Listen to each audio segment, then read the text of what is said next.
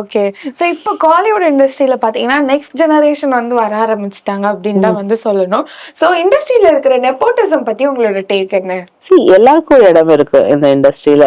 சில சில Rolle's for example acting ப்ரொஃபஷன்ல எடுத்துக்கோங்க. பிகாஸ் திஸ் இண்டஸ்ட்ரியில பாத்தீங்கன்னா லைட் சினிமாட்டோகிராஃபி இருக்கு, டைரக்ஷன் இருக்கு, ஸோ பல ப்ரொஃபஷன்ஸ் இருக்கு.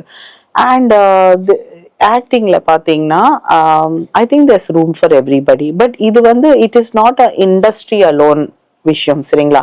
ஏன் பாலிடிக்ஸ்ல இல்லையா nepotism?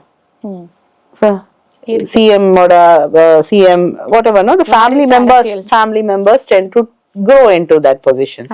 They're groomed, whether central government, wherever we go. இல்ல, so what is wrong?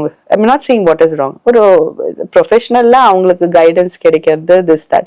But let me tell you, some of the roles, for example hero or youngsters try பண்ற Rolle's வந்துட்டு heroines, heroine friend, அந்த மாதிரி எல்லாம் ரோல்ஸ்ல நிறைய competition இருக்கு. Maybe என்னோட age குரூப்ல பிளே பண்ற ரோல்ஸ்ல அவ்வளோ இல்லை, ஆனா அங்கே கூட காம்படிஷன் இருக்கு.